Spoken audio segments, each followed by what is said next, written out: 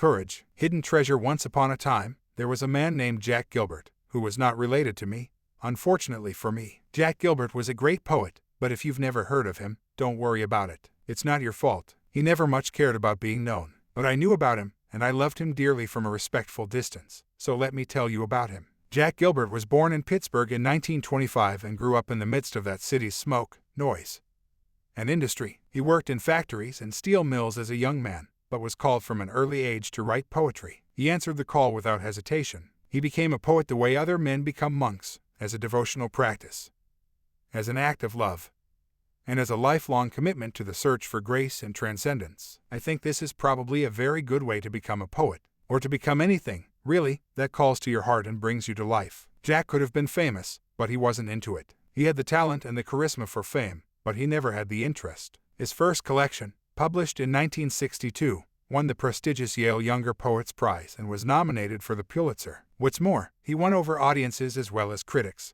which is not an easy feat for a poet in the modern world. There was something about him that drew people in and kept them captivated. He was handsome, passionate, sexy, brilliant on stage. He was a magnet for women and an idol for men. He was photographed for Vogue, looking gorgeous and romantic. People were crazy about him. He could have been a rock star. Instead, he disappeared. He didn't want to be distracted by too much commotion. Later in life he reported that he had found his fame boring, not because it was immoral or corrupting, but simply because it was exactly the same thing every day. He was looking for something richer, more textured, more varied. So he dropped out. He went to live in Europe and stayed there for 20 years. He lived for a while in Italy, a while in Denmark, but mostly he lived in a shepherd's hut on a mountaintop in Greece. There, he contemplated the eternal mysteries, watched the light change, and wrote his poems in private. He had his love stories, his obstacles, his victories. He was happy. He got by somehow, making a living here and there. He needed little. He allowed his name to be forgotten. After 2 decades, Jack Gilbert resurfaced and published another collection of poems. Again, the literary world fell in love with him. Again, he could have been famous. Again, he disappeared, this time for a decade.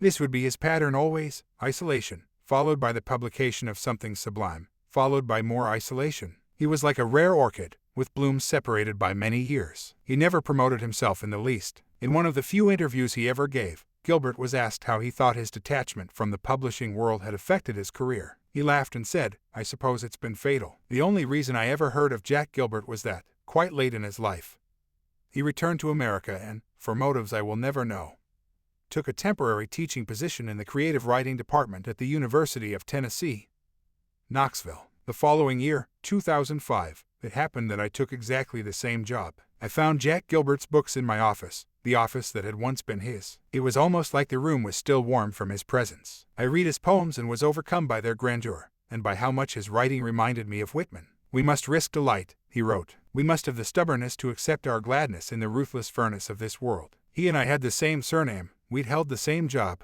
we had inhabited the same office. We had taught many of the same students, and now I was in love with his words. Naturally enough, I became deeply curious about him. I asked around, who was Jack Gilbert? Students told me he was the most extraordinary man they'd ever encountered. He had seemed not quite of this world, they said. He seemed to live in a state of uninterrupted marvel, and he encouraged them to do the same. He didn't so much teach them how to write poetry, they said, but why? Because of delight, because of stubborn gladness. He told them that they must live their most creative lives as a means of fighting back against the ruthless furnace of this world. Most of all, though, he asked his students to be brave. Without bravery, he instructed, they would never be able to realize the vaulting scope of their own capacities. Without bravery, they would never know the world as richly as it longs to be known. Without bravery, their lives would remain small, far smaller than they probably wanted their lives to be. I never met Jack Gilbert myself, and now he is gone. He passed away in 2012. I probably could have made it a personal mission to seek him out and meet him while he was living, but I never really wanted to. Anyway, I quite liked the way he lived inside my imagination as a massive and powerful presence, built out of his poems and the stories I'd heard about him, so I decided to know him only that way, through my imagination. And that's where he remains for me to this day, still alive inside me, completely internalized, almost as though I dreamed him up. But I will never forget what the real Jack Gilbert told somebody else.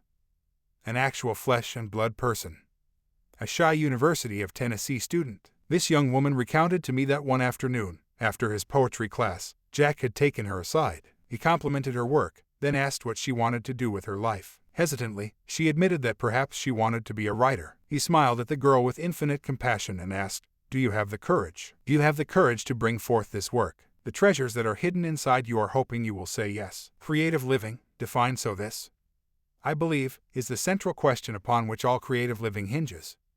Do you have the courage to bring forth the treasures that are hidden within you? Look, I don't know what's hidden within you. I have no way of knowing such a thing. You yourself may barely know, although I suspect you've caught glimpses. I don't know your capacities, your aspirations, your longings, your secret talents, but surely something wonderful is sheltered inside you. I say this with all confidence, because I happen to believe we are all walking repositories of buried treasure. I believe this is one of the oldest and most generous tricks the universe plays on us human beings, both for its own amusement and for ours. The universe buries strange jewels deep within us all, and then stands back to see if we can find them. The hunt to uncover those jewels, that's creative living. The courage to go on that hunt in the first place, that's what separates a mundane existence from a more enchanted one. The often surprising results of that hunt, that's what I call big magic. An amplified existence. When I talk about creative living here, please understand that I am not necessarily talking about pursuing a life that is professionally or exclusively devoted to the arts. I'm not saying that you must become a poet who lives on a mountaintop in Greece, or that you must perform at Carnegie Hall, or that you must win the Palme d'Or at the Cannes Film Festival. Though if you want to attempt any of these feats, by all means, have at it. I love watching people swing for the bleachers. No, when I refer to creative living, I am speaking more broadly. I'm talking about living a life that is driven more strongly by curiosity than by fear. One of the coolest examples of creative living that I've seen in recent years, for instance, came from my friend Susan, who took up figure skating when she was 40 years old. To be more precise, she actually already knew how to skate. She had competed in figure skating as a child and had always loved it, but she'd quit the sport during adolescence when it became clear she didn't have quite enough talent to be a champion. Ah, lovely adolescence, when the talented are officially shunted off from the herd, thus putting the total burden of society's creative dreams on the thin shoulders of a few select souls, while condemning everyone else to live a more commonplace, inspiration-free existence. What a system! For the next quarter of a century, my friend Susan did not skate. Why bother, if you can't be the best? Then she turned 40. She was listless. She was restless. She felt drab and heavy. She did a little soul-searching, the way one does on the big birthdays. She asked herself when was the last time she'd felt truly light, joyous, and, yes, creative in her own skin. To her shock, she realized that it had been decades since she'd felt that way. In fact, the last time she'd experienced such feelings had been as a teenager, back when she was still figure skating. She was appalled to discover that she had denied herself this life-affirming pursuit for so long, and she was curious to see if she still loved it. So she followed her curiosity. She bought a pair of skates, found a rink, hired a coach. She ignored the voice within her that told her she was being self-indulgent and preposterous to do this crazy thing. She tamped down her feelings of extreme self-consciousness at being the only middle-aged woman on the ice, with all those tiny, feathery 9-year-old girls. She just did it. 3 mornings a week, Susan awoke before dawn and, in that groggy hour before her demanding day job began, she skated. And she skated and skated and skated. And yes, she loved it, as much as ever. She loved it even more than ever, perhaps, because now, as an adult, she finally had the perspective to appreciate the value of her own joy. Skating made her feel alive and ageless. She stopped feeling like she was nothing more than a consumer, nothing more than the sum of her daily obligations and duties. She was making something of herself, making something with herself. It was a revolution, a literal revolution, as she spun to life again on the ice. Revolution upon revolution upon revolution. Please note that my friend did not quit her job, did not sell her home, did not sever all her relationships and move to Toronto to study 70 hours a week with an exacting Olympic-level skating coach. And no, this story does not end with her winning any championship medals. It doesn't have to. In fact, this story does not end at all, because Susan is still figure skating several mornings a week, simply because skating is still the best way for her to unfold a certain beauty and transcendence within her life that she cannot seem to access in any other manner. And she would like to spend as much time as possible in such a state of transcendence while she is still here on Earth. That's all. That's what I call creative living. And while the paths and outcomes of creative living will vary wildly from person to person, I can guarantee you this: a creative life is an amplified life. It's a bigger life, a happier life, an expanded life, and a hell of a lot more interesting life. Living in this manner, continually and stubbornly bringing forth the jewels that are hidden within you, is a fine art in and of itself. Because creative living is where big magic will always abide. Scary, scary, scary. Let's talk about courage now. If you already have the courage to bring forth the jewels that are hidden within you, terrific. You're probably already doing really interesting things with your life. And you don't need this book. Rock on. But if you don't have the courage, let's try to get you some. Because creative living is a path for the brave. We all know this. And we all know that when courage dies, creativity dies with it. We all know that fear is a desolate boneyard where our dreams go to desiccate in the hot sun. This is common knowledge. Sometimes we just don't know what to do about it. Let me list for you some of the many ways in which you might be afraid to live a more creative life.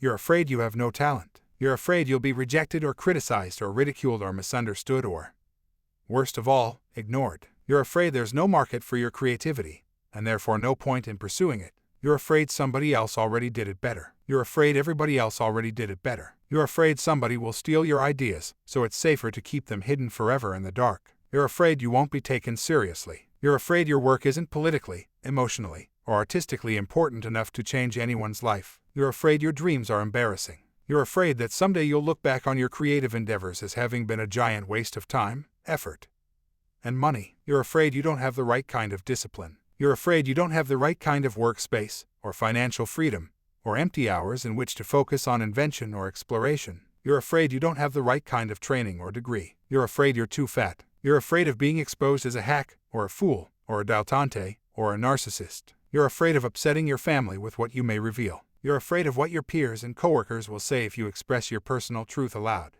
You're afraid of unleashing your innermost demons, and you really don't want to encounter your innermost demons. You're afraid your best work is behind you. You're afraid you never had any best work to begin with.